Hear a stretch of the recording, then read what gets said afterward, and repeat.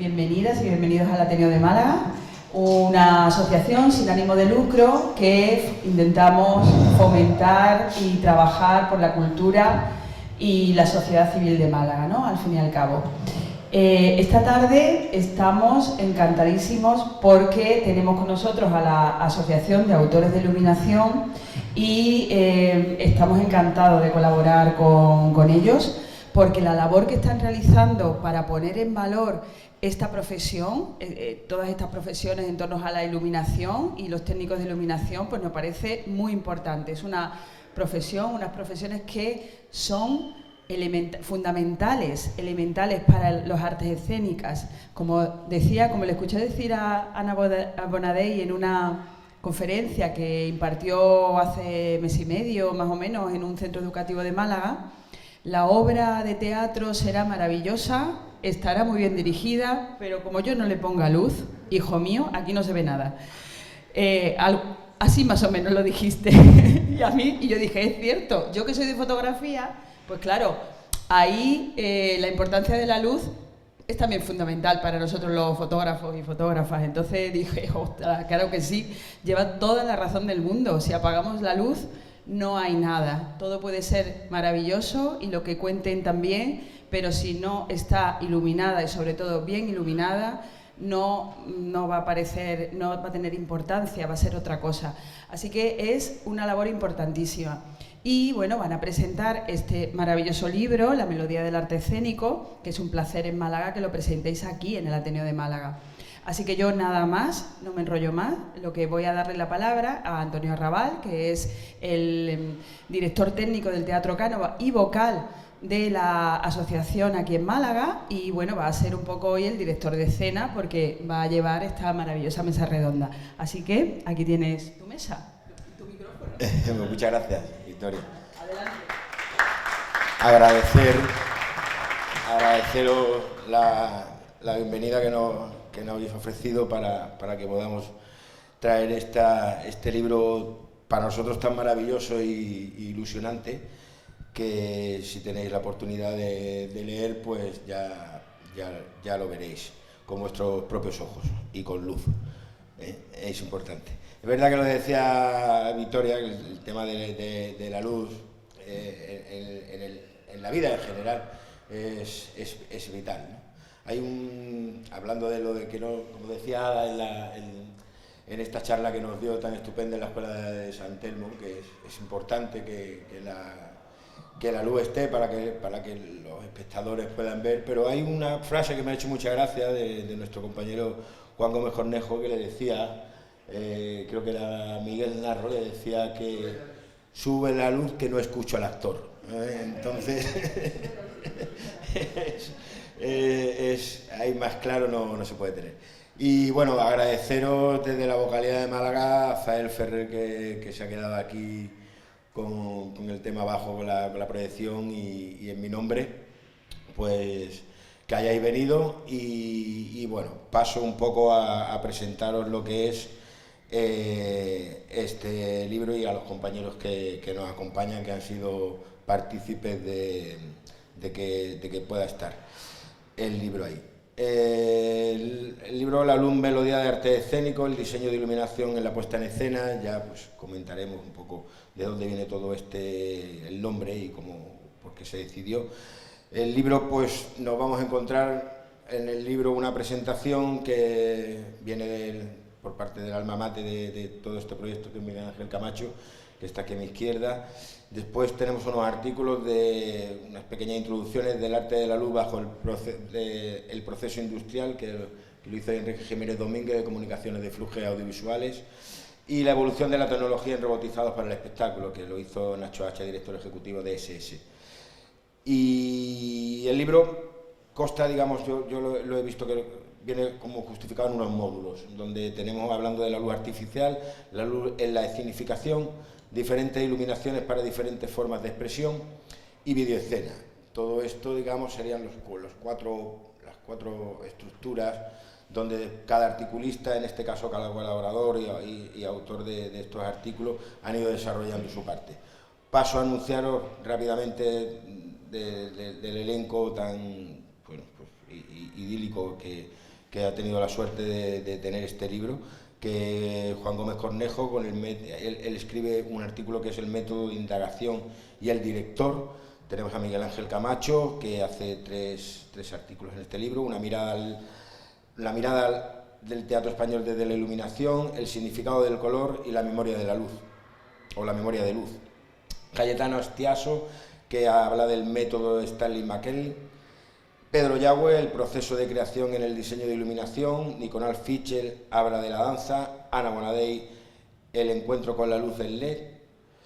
Álvaro Luna, la luz multiplicada. Felipe Ramos, visualización de 3D, una eficaz herramienta para el iluminador. Juanjo Beloki, la iluminación de directo. Antonio Castro y el público en penumbra, precioso artículo que escribe. Y Ezequiel Novoli, la tecnología y su influencia en la luz teatral. Después hay unas pequeñas notas de artistas de la escena frente a la luz, con directores de escena, autores y dramaturgos, como Ernesto Caballero, Yago Cáceres, Guillermo Heras, Eduardo Vasco, Yolanda Pallín, Juan Carlos Rubio, Eduardo y Álvaro Tato. Después figuristas y escenógrafos como Lorenzo Caprile, Ana Garay y Felipe de Lima. ¿Vale? Paso a presentaros a los compañeros que tenemos hoy en la presentación. En primer lugar, pues Miguel Ángel Camacho, que aquí a la izquierda, diseñador de iluminación y pedagogo. Desde 1997 es profesor de iluminación en la Real Escuela Superior de Arte Dramático de Madrid, la RESAT. 2021-2022, doctor en estudios teatrales por la ITM, Facultad de Filología, Universidad Complutense de Madrid. De 1977-81, licenciado por la Universidad Autónoma de Madrid en Geografía e Historia, especialidad Historia Moderna y Contemporánea. Ha sido director técnico del Centro Nacional de Nuevas Tendencias Escénicas. Desde 1990 a 94, ayudante de dirección técnica en el Teatro María Guerrero del Centro Dramático Nacional, director técnico de la Compañía Nacional de Danza, director técnico de la Compañía Nacional de Teatro Clásico. Puedo seguir leyendo. Premio más. Yo sé que no nos gusta, pero creo que es importante saber las personas que nos están acompañando, sobre todo los que somos de la profesión, porque son verdaderos estandartes y pilares fundamentales que para mí es un orgullo nombrarlo y tenerlos aquí. Ezequiel Novoli es un artista italiano-argentino, diseñador de iluminación, graduado de diseñador de imagen y sonido en la Escuela Panamérica de Arte en Buenos Aires, Argentina. Estudió Ciencias de la Comunicación e Historia del Arte en la UBA. Inicia su carrera profesional como diseñador de iluminación escénica. A lo largo de su carrera creativa ha trabajado con diversos campos, disciplinas, arte escénica, etcétera, etcétera. Actualmente es consultor para la Asociación de Autores de Iluminación y Videoescena, y combina su trabajo artístico con la enseñanza, también impartiendo clases monográficas y talleres relacionados con la iluminación escénica y audiovisual. Ana Bonadei, pues especializada en el sector expositivo y museal, con particular dedicación a la iluminación de materiales dedicados y fotosensibles. Me encanta esa manera de que hablas ¿no? Porque no solo son actores y no solo son personas cantando, ¿no? Estamos hablando ya de materiales delicados y fotosensibles. La iluminación de espectáculos de danza, también ha hecho mucha danza. Trabaja también como directora técnica en proyectos, ama el proceso de realización de sus diseños, y después es filóloga también por la Universidad Estatal de Milán, especializada en Historia del Arte, y también por la Universidad Alma Mater de Bolonia en Comunicación Cultural, con la especialización de Comunicación Cultural en Vivo. Bueno, podría estar hablando aquí de ellos pues durante mucho tiempo, y creo que lo que venimos es a ver qué aportan ellos en este libro. En principio voy a pasarle la palabra a Miguel Ángel, porque entiendo que es el alma mater y la persona que impulsó esta primera locomotora, y que bueno, se fueron sumando vagones que para mí serían las personas que han participado en él. Yo la primera pregunta, para que nos enteremos un poco de cómo empezó todo, pues sería de cómo nace la idea del libro y su objetivo. Uf. Vamos a ver, muy buenas tardes a todos y a todas. Pues para empezar he sacado dos versos de un poeta que yo amo muchísimo, catalán, se llama Pere Gil Ferrer, y que dice así: el mundo de bambalinas arrancadas en paisaje de luz y transparencia. Realmente esto es la luz teatral, es lo que hacemos diariamente estas dos personas que están conmigo y todos los que han participado, de hecho, en el libro. Entonces, a lo largo de mi vida profesional siempre estaba buscando la manera de crear un libro, de escribir un libro sobre iluminación, pero fundamentalmente que no entrase en la técnica. ¿Por qué? Porque hay muchísimos libros de técnica teatral en lo que es, en este caso, el panorama de nuestra luz. Por lo cual dije, bueno, pues tengo que buscar algo que sea histórico y a su vez el pensamiento de una serie de creadores que estaban junto con mi generación y que de alguna manera pudiéramos aportar algo a lo que es la luz teatral. ¿Para quién? Para alumnos. Mi deformación como profesor de la Escuela de Arte Dramático me llevaba a eso porque realmente me estaban pidiendo esto. Entonces había escrito algunos artículos a lo largo de mi vida profesional anterior al libro, que era pues en la revista de la Asociación de Directores de Escena, bueno, una serie de revistas de teatro, siempre 4 o 5 páginas, siempre con la misma idea. Entonces dije un día, bueno, ¿por qué no lo hacemos? Hice un guión, planifiqué ese guión y dije, vale, ya está, y ahora tengo que buscar a la gente. Llamé a una serie, hicimos una reunión, llamé a esa reunión a una serie de profesionales, que son los que Antonio ha ido contando a grosso modo. Faltaba gente en esa reunión que luego se fueron incorporando, pero claro, el problema que surgió fue, ¿de dónde sacamos el dinero? Ese era el gran problema, porque no era hacer un libro de 1.500 pesetas, perdón, 1.500 euros, perdón, 1.500 euros de que fuese todo en blanco y negro. Ya que vamos a hacer un libro, vamos a intentar que sea lo más atractivo y fundamentalmente la luz es color. Y eso está en nuestros montajes. Por lo tanto, al final, pues bueno, lo planifiqué de una manera que fue, voy a hablar con la academia. En ese momento la Academia de las Artes Escénicas, yo estaba vocal en la junta, lo comenté allí, me dijeron, vale, nosotros aportamos algo de dinero. Hablé, lógicamente, con nuestra asociación de iluminación, entonces decidimos aportar también algo de dinero, pero claro, no era suficiente para la idea. Entonces hablé con empresas, y al final me acordé de un gran amigo que tengo, que era el jefe de iluminación, el que llevaba todo el tema de venta y de creación de una empresa que se llama Fluge. Esta persona se llama Kini Mostaza, que fue ayudante mío de iluminación haciendo rock and roll, y me dijo, no te preocupes, Miguel, voy a hablar con el dueño de Fluge, que se llama Luis, y voy a ver si le consigo sacar dinero. Y dije, se me abrió el mundo, lógicamente. Entonces al final dijo Luis, sí, pongo el dinero. Y realmente el libro salió, y os lo digo sin ningún problema, gracias a la ayuda de empresas privadas. El tema público fue tremendo. Se olvidaron de nosotros. Solamente a nivel público fue la academia porque tenía una subvención y la asociación porque nosotros poníamos dinero de nuestras cuotas mensuales ahí. Total, que al final conseguí ese dinero, reuní a esa gente, esta gente son los que ella ha dicho, y estructuramos el libro de esta manera, que es un libro fantástico. Hay una parte histórica que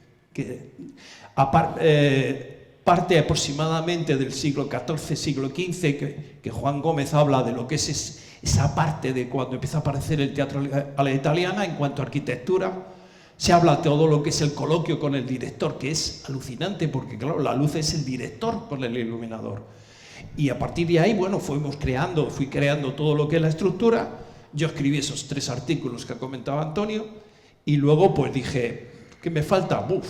Danza, rock and roll. Hay artículos de rock and roll, hay un artículo de proyecciones. Y entonces dije, ¡guau! Pero me falta la técnica. Entonces dije, está este señor aquí. Y dije, claro, pero él no me puede hablar de qué es un foco, que tiene una bombilla, que tiene un reflector, que tiene una lente. ¿Por qué? Porque ya tenemos montones de libros. Entonces, me presenta un proyecto, medio discutimos, porque yo le dije, pero, Ezequiel, esto no es, tenemos que ir más a una cosa que yo tenía claro que es. Y pregunto además a los que estáis ahí, ¿la luz crea el método o el método crea la luz? Entonces, claro, ahí entré y dije, claro, es lógico, pero claro, para hacer eso necesitamos una técnica. Por lo tanto, La definición final es: la técnica crea la luz. Y ahí está este señor y escribió su artículo después de una pequeña discusión. ¿Te acuerdas de aquella discusión? Y bueno, pero claro, también nos encontramos con otro problema, que es: Dios, Europa ha dicho que la bombilla de Edison está muerta. Fuera, ya no se fabrica. La luz de incandescencia es la luz más maravillosa que hemos creado, porque viene del fuego. Entonces, de pronto, la incandescencia también muerta. La halógena incandescente también muerta. Y entonces dije, claro, tenemos que hablar de LED. ¿Qué le pasa al LED? Es una deformación, al principio pensamos. Es una pura deformación que el LED entre en el teatro. Y entonces, a partir de ahí dije, me queda una persona, esta señorita que tengo a mi lado, que sabe bastante de LED, y hablamos. Ella me llamó, charlamos ella y yo, y decidimos, vamos a hablar sobre LED, porque realmente el futuro del teatro ya está en la luz del LED. Para bien o para mal. Yo soy un enamorado de la incandescencia, y a partir de ahí quedamos. Escribí un artículo fantástico sobre el LED, que si algún día podéis comprar el libro, que espero que sí, leerlo, porque merece la pena los 2 artículos que han escrito ellos. Y a partir de ahí, creo que o tú podéis charlar, ¿vale? Os doy mi palabra. Y se decidió que yo escribiera sobre el LED por una razón esencial, porque estamos de frente a esta tremenda revolución. Yo no sé si la persona de a pie se está dando cuenta de cuánto está cambiando nuestro mundo luminoso. Hasta ahora, o sea, desde que vestíamos de pieles y estábamos alrededor del fuego, la luz siempre ha sido fuego, siempre, siempre, porque una bombilla es un filamento incandescente. Lo único es que le quitábamos el oxígeno, así que el filamento no acababa de quemarse, se quedaba incandescente. Todo lo que hemos visto hasta ahora ha sido luz que venía del fuego o del calor. Y ahora de repente, oye, los LED son piedras que dan luz. O sea, eso está tan distante de lo que nosotros hemos pensado siempre como luz, de lo que hemos sentido como luz, también a nivel histórico y cultural, que realmente es una grandísima revolución, ¿vale? Entonces, ¿por qué yo era quizás la persona que podía hablar de LED? Porque yo me ocupo de iluminación expositiva, ¿vale? La luz de LED, la llegada de la luz de LED ha sido un shock tremendo, porque es que de repente, imaginaos, yo no sé qué trabajo hacéis vosotros, pero disculpar, arrastro una bronquitis de la que no se quita. Imaginaos que en vuestro trabajo ahora cambian completamente todos los medios por una cosa que no habéis visto nunca, no sabéis cómo funciona y no sabéis cómo reacciona en cualquier cosa que hagáis. O sea, es un cambio tremendo que te pilla en mitad de la carrera, ¿vale? Pero, ¿qué pasa? Que el LED ha llegado a distintas formas de iluminación de forma más o menos chocante. Y uno de los sitios... ¿Qué pasa? Una de las ramas de la iluminación donde el LED ha entrado más amablemente ha sido la iluminación expositiva, ¿vale?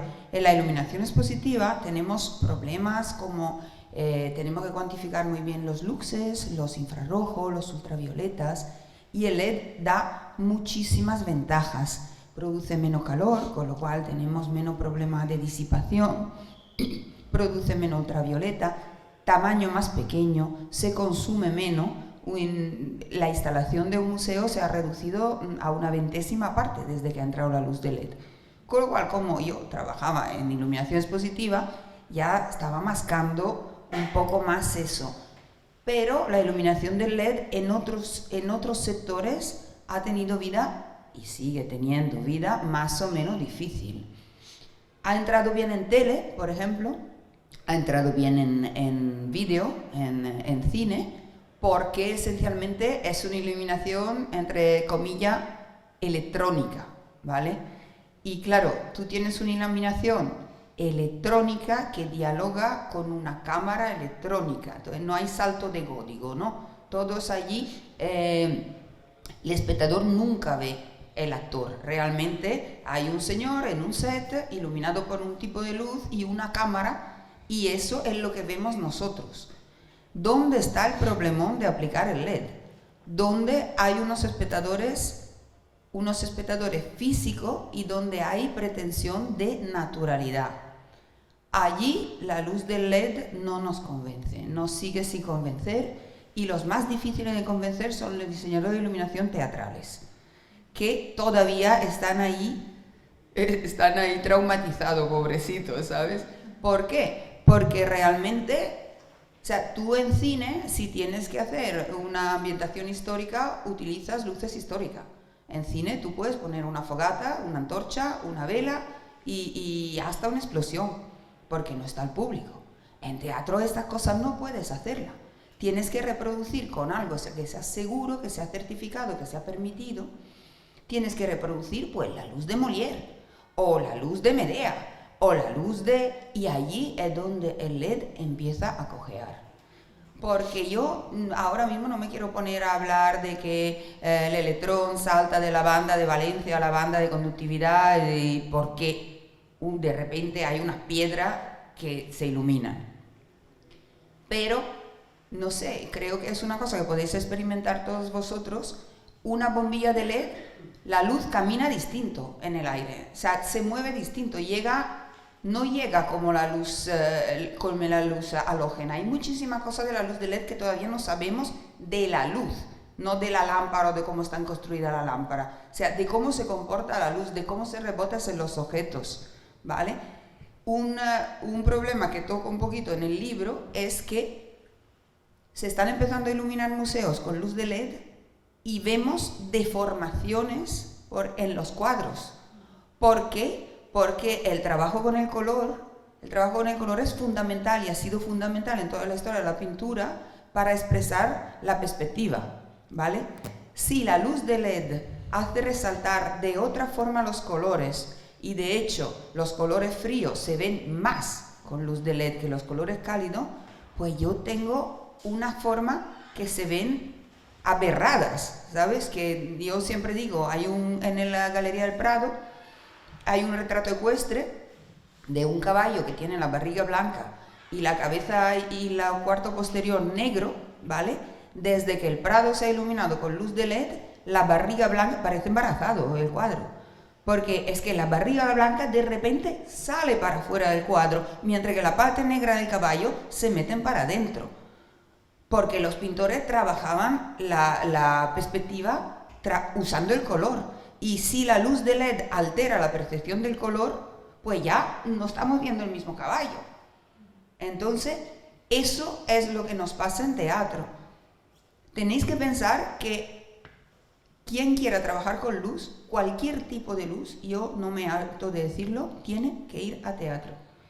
En el teatro es donde se está trabajando con luz desde un punto de vista expresivo desde el comienzo del 1900. O sea, los diseñadores teatrales son lo más pesado, lo más tiquismiqui. Se saben exactamente qué tipo de sombra hace ese foco puesto allí y utilizan aparatos que son muy, muy, muy refinados. O sea, focos con muchísima lente, con 3 condensadores, con sistemas de enfoque. Entonces, pues, el trabajo en luz, en teatro, es menos técnico y más artístico. Por eso nos encontramos gente que trabaja en teatro, cuando me dice, ¿haces un trabajo técnico? Digo, pues mira, yo tengo un histórico del arte, ahí en teatro los diseñadores de iluminación no son técnicos.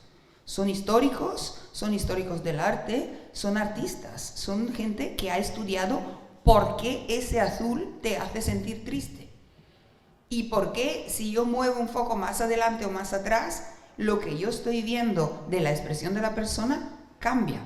Entonces, claro, ¿qué pasa? Llega el LED que no funciona igual que la halógena y es la primera vez. Y también hay que decir una cosa que es una cosa comercial. Delante de un reto y de un negocio global tan enorme como el paso a LED, que había que vender toda la farola del mundo, prácticamente, el nicho, el mercado teatral es un mercado de nicho.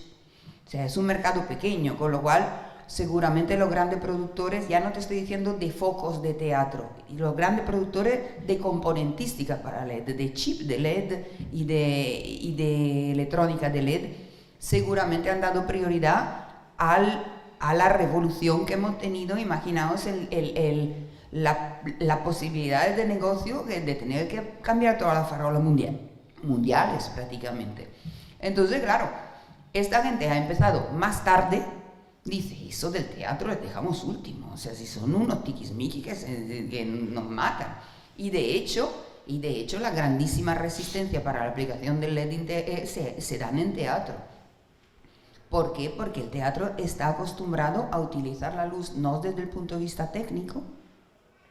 En teatro nos da igual que alumbre o no alumbre, queremos que ilumine de cierta forma. Y queremos que el paso entre la luz y el oscuro sea con un tiempo, con una caída, con una generación de sombras que sea eso, no otro. Entonces, por ejemplo, simplemente la tontería. Tú tienes una bombilla, ¿vale? Imaginaos una bombilla incandescente. Tú tienes una bombilla, le bajas la intensidad y la luz se vuelve anaranjada, ¿vale? Con un LED no, eso no pasa. Tú tienes un LED blanco y la luz de LED es siempre del mismo color, y entonces ya solamente eso te da un cambio expresivo en teatro que es muy difícil. O sea, tú tienes el mismo director que antes, que te está exigiendo la misma profundidad visual que antes, y tienes unos instrumentos nuevos que hay que aprender a utilizar desde cero. O sea, yo no sé cómo explicarlo, pero la luz de LED anda distinta en el aire. No lo sé por qué. Y no sé cómo puedo definir esto. Y no sé ni siquiera si tengo un pie científico para explicar esto. Pero todos los que trabajamos en luz sabemos que la luz de LED no funciona como la otra. Entonces, imaginaos, o sea que poco a poco, ahora en teatro se está mejorando el material, se está buscando más luminaria que se acerquen más a las necesidades teatrales, porque, por ejemplo, en los grandes conciertos de rock and roll, pues mira, no ha habido mucho problema en aplicar la luz de LED, porque nadie se plantea que el solista haga un solo de guitarra y se le vea una cara, no sé, de la época de Molière. O sea, da igual, o sea, que el señor está ahí tocando y lo que interesa son otras cosas, son los diseños de iluminación, son cómo se mueven los haces, son el juego de colores. Nadie se plantea, pero si tú tienes que iluminar la Medea y te dan un foco que te hace una luz de frigorífico, es que te puedes partir el alma, es que no lo sacas. Entonces, ahí en el teatro es donde es más difícil la introducción de la luz LED por el nivel bestial, altísimo, de exigencia que hay, ¿vale? Entonces, bueno, nada. Si tenéis algo que preguntarme, pero no quiero daros la chapa porque es que yo puedo estar aquí hablando una semana, así que no... Si en tal caso, todas las cuestiones, preguntas, dudas que tengáis, pues vamos a dejar un ratito pues para que podamos beber agua y que también pues participéis en la charla, ¿no? Que de eso se trata, ¿no? Y bueno, vamos a pasar la palabra a Ezequiel que... Bueno, buenas tardes a todos, gracias por esta invitación, gracias al Ateneo y a Antonio y a Zael que han hecho la labor de realizar esta jornada, y bueno, también a mis compañeros. Y con un poco a colación de la pregunta que decías de cómo se formó el libro, que yo creo que es muy interesante, y también con lo que estaba viniendo, con lo que decía Miguel Ángel y Ada, creo que es interesante que haya un libro sobre iluminación escénica en el arte, ¿no? Porque por lo general, lo que decía Ada, la iluminación existe hace 100, 150 años, la iluminación eléctrica que nosotros conocemos, es un arte joven, es un arte nuevo, y no es desde un punto de vista técnico que es solo para ver, para iluminar, porque al principio tenía esa función de que nosotros necesitábamos ver, poder continuar durante la oscuridad de la noche, tener visibilidad en las casas, pero rápidamente esta tecnología se utiliza para el arte, ¿no? Nosotros tenemos una visión que por ahí se da como, bueno, lo solemos, los que trabajamos en la luz en el arte, lo solemos dar como algo hecho, pero no. ¿Cómo es la luz en el arte? Si hay una luz que es para la agronomía, una luz que es para la medicina, una luz que es para la astronomía, para diferentes disciplinas, y nosotros trabajamos en artes escénicas, y esta luz que sí tiene vamos a decir, el método McCandless, que es el artículo que habla Tano Astiaso. Cuando aparece esta tecnología, la gente no sabía cómo utilizarla. El señor Stanley McCandless hace un método para que se pueda utilizar esta tecnología de una manera rápida, pero con un fin claro de visibilidad, de buscar un ángulo óptimo para que el espectador pueda tener acceso visual con las herramientas de esa época hacia los personajes que estaban en escena. Pero luego lo que existe es la parte emocional, la parte artística, que es lo que buscamos nosotros con este juego de luz, que por ahí es un poco lo que decía Ada, nos da igual lo que hace técnicamente, sino queremos saber lo que hace plásticamente, ¿no? Y la luz en el arte, que es melodía del arte escénico, el arte escénico tiene estos dos componentes. Por un lado el arte, que arte es una palabra que viene del griego, ¿no? De ars, sensibilidad, y te de tecné, de técnica, es aplicar la técnica con sensibilidad, ¿no?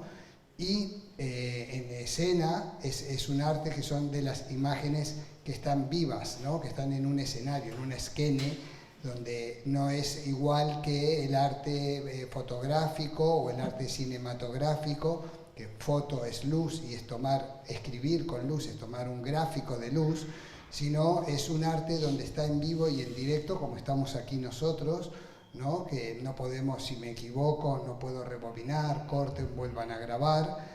Entonces estamos en un arte vivo que es una imagen que tiene una fuerza que es diferente a la fuerza que tienen las otras, que son excelentes las fotografías. No es desmerecer a los demás, sino es un tipo de imagen diferente. Es como un bodegón muerto, ¿no? Un bodegón de una imagen, un bodegón pictórico, quiero decir, de una imagen que está viva, pero es algo que ya ha pasado, que ya ha sucedido, que yo puedo volver a ver, puedo volver a él. En cambio, en esto no puedo volver a verlo, salvo que se grabe o que tenga una fotografía de ese arte escénico que está sucediendo en un espacio y en un tiempo diferente, ¿no? Entonces, el poder tener un libro con estas características de profesionales, de personas encargadas que tienen una visión particular, un acercamiento particular hacia la luz, no como un uso técnico, sino como que muchos venimos, bueno, yo estudié bachiller con orientación humanística, historia del arte. La tecnología, cuando empecé a trabajar, no sabía, salvo lo que había visto de física en el colegio, pero no sabía de técnica, no había hecho un bachiller técnico, no sabía de técnica, tuve que aprender un poco a golpes, y muchos fuimos conociendo la técnica como iba sucediendo. Y en el caso de mi artículo que Miguel Ángel me propone, bueno, un poco, yo no recuerdo ninguna discusión. La discusión me refería a nivel amigo. Sí. Yo lo que sí era mi planteamiento, amigo. me decía Miguel Ángel la influencia de la tecnología en la iluminación teatral, ¿no? Y yo le decía, más que la iluminación teatral, en el arte escénico, porque el libro se llama Luz, Melodía del Arte Escénico. Ahora, si hablamos de lo teatral, como lo teatralizable, como puede ser una ceremonia religiosa que puede ser teatralizada, ¿no? Y montones de performance y de happenings y de esto, lo teatral desde ese punto de vista me parece bien, porque necesita no solo de un personaje o unos objetos o un actor, una representación de algo, una representación de la realidad y un público, un espectador que está expectante de eso que se está ahí, que por un momento lo que tiene es esta magia, que estarán de acuerdo mis compañeros, que por un momento en el teatro, en un concierto, en cualquier tipo de hecho escénico, ¿no? Que se le suele llamar el hecho escénico, sucede una magia en un momento que se une lo que está sucediendo, esta imitación de la realidad que estamos haciendo, se une el espectador y el espectador en ese momento se olvida de sus cosas, se olvida de sus problemas y en ese momento está pendiente de la historia, de lo que va a suceder, se emociona, llora, ríe y necesita además a los otros espectadores porque yo estoy esperando para aplaudir pero no sé cuándo y cuando uno aplaude yo ya aplaudo, cuando uno se ríe yo ya me río, si uno se emociona me contagia porque es energía que va y vuelve del escenario, ¿no? Entonces, esta mirada diferente yo creo que es un libro fundamental de muchas miradas de personas que se dedican a esto, ¿no? Entonces, creo que tiene un valor importante. Y luego, con respecto a mi artículo, si me permites, Antonio, hablar un poquito de esto, ya no tanto del libro, sino de lo que me tocó a mí. Claro, a mí la tecnología me ha apasionado porque toda arte necesita una tecnología, el óleo, la acuarela, la escultura, la madera, la piedra, necesita una técnica diferente y ahora nosotros tenemos esta tecnología, es un arte joven porque lleva poco tiempo, como más la videoescena, que es la última que se vuelve a aplicar, que es AI, Asociación de Autores de Iluminación, pero hace unos años agregamos a la videoescena y aunque no lo tengamos en las siglas, sí es la Asociación de Autores de Iluminación y Videoescena, que también es luz, es una tecnología que aparece hace poco tiempo. Y esta evolución que ha sido, por lo general, desde el fuego a la vela, al aceite, a las diferentes, ha sido una evolución muy lenta, muy gradual, ¿no? Y desde el comienzo del siglo pasado a finales del siglo pasado, ahora esta evolución se ha convertido, lo que decía Ada, en una revolución. Hay una aceleración tecnológica. La tecnología aparecen con una vejez prematura. Digamos, yo me compro un teléfono móvil y al año ya está obsoleto, ya queda, y no puede ser, no dura nada la tecnología. Nosotros, aunque parezcamos jóvenes, venimos de la era analógica, no existían los teléfonos móviles. Mi hija con 10 años quería un teléfono móvil y dije, yo el primero lo tuve con 30. Digo, así que te vas a tener que esperar. Dice, pero es que no existía cuando tú tenías 10, ¿no? Entonces, lo que sucede es que ahora el tema que hay y en lo que yo trato en el artículo, por ejemplo, en el caso del LED, que es la tecnología actual, parece que tiene que venir a sustituir a las otras herramientas. Y podemos decir que el óleo va a sustituir a la acuarela, que el rotulador va a sustituir al lápiz. O sea, no porque una otra tecnología venga tiene que sustituir a la otra. Seguramente sea, por lo que contaba Ada, por temas económicos, por temas intereses económicos, pero son herramientas diferentes, son tipos de diferentes herramientas que dan pinceladas diferentes, que funcionan diferentes y tal. Lo que sí es verdad que en la evolución del LED, la carrera que se ha hecho en investigación y en los últimos años, del primero que vi yo en los años 90 al que está ahora, el estándar de calidad ha crecido mucho. Pero, como dice uno de nuestros socios, Eduard Muñoz, está también el lado oscuro del LED. No son todas ventajas, tiene muchas. Sí, hay muchos que ya se conocen, y otros que iremos conociendo, que era lo que hablábamos hoy, ¿no? Donde trae problemas en la salud. Es solo con ir a cualquier casa, Leroy Merlin, Ikea, Bricomar, pongan la cámara del teléfono hacia la zona de iluminación y verán como una parte de esto se está haciendo un estrobo, un parpadeo, un flicker, pero terrible, que parece una fiesta, una discoteca eso.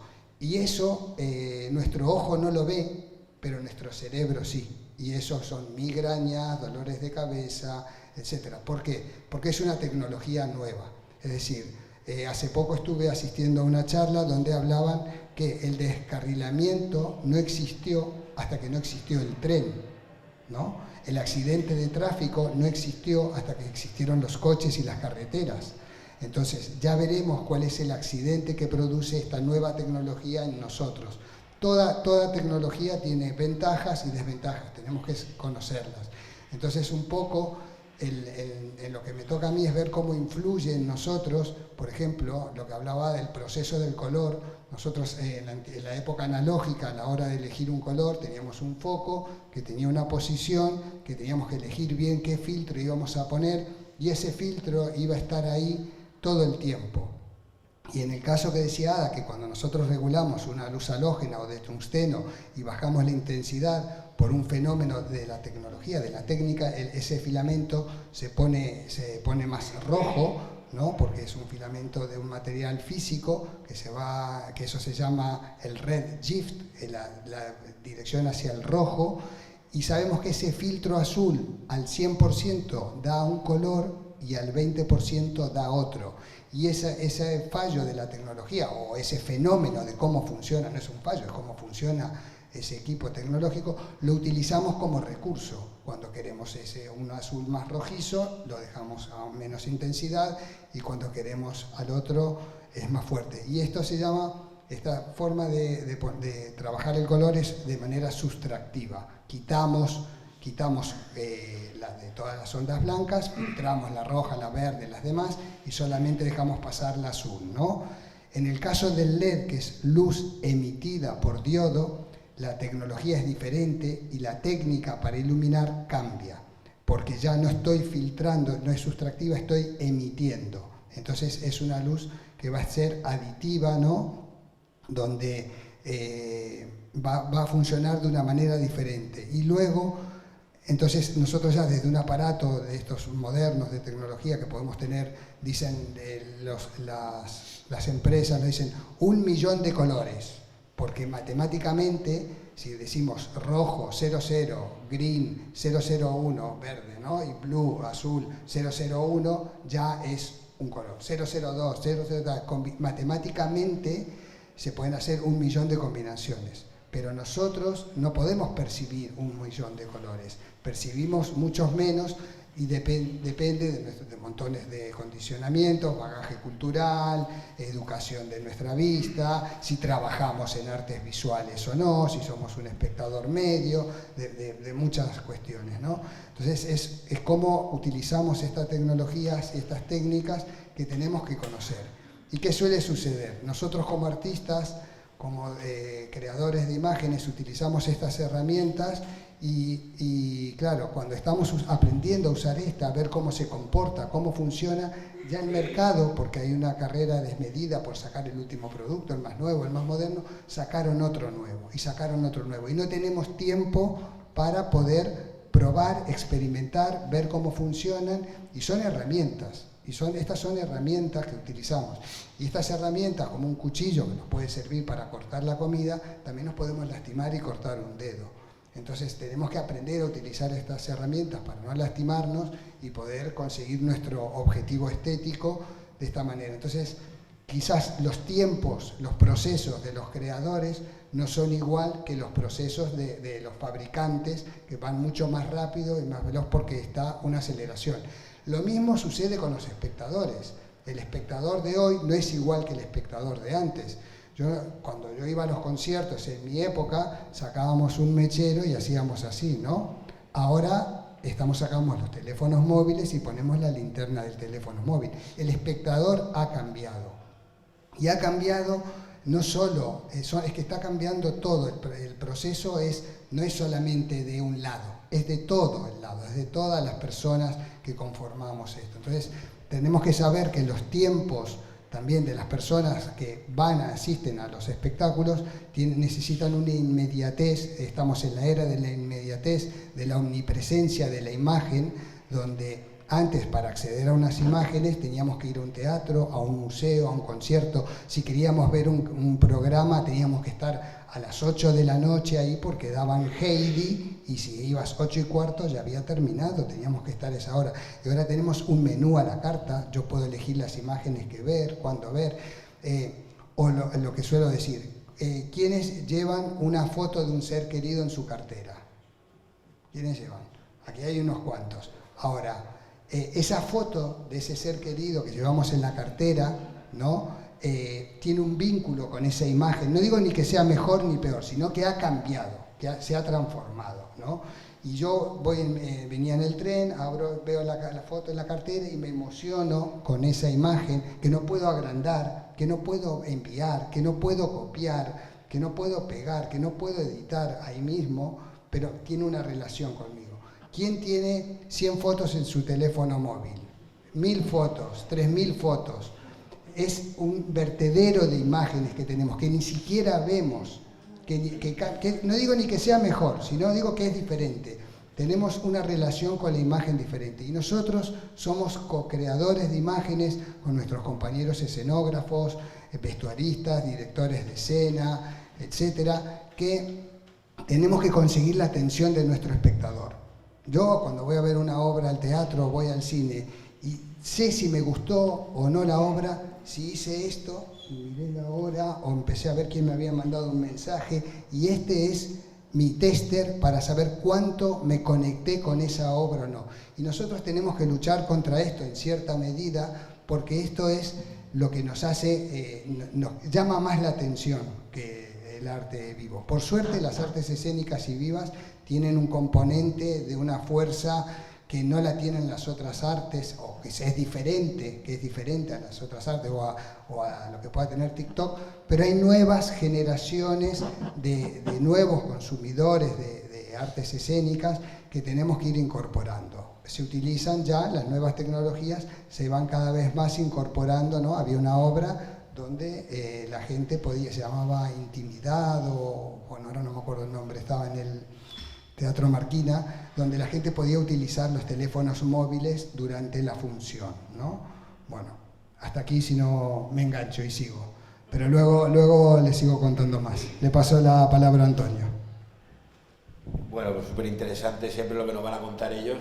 Y vuelvo a decir, tenéis la oportunidad de, si os gusta todo este tema, de ver estos artículos tan fantásticos de esto último que ha estado hablando Antonio Castro, que es crítico cultural de Radio Televisión Española. Hace a mí me parece uno de los artículos también muy cariñoso, ¿no? Que se llama El público en penumbra. O sea, nos empieza a hablar de todos estos cambios que estamos hablando ahora en un poquito tiempo, que pasan muchas cosas, pero también le pasó a ese público cuando el público pues veía una función con una vela.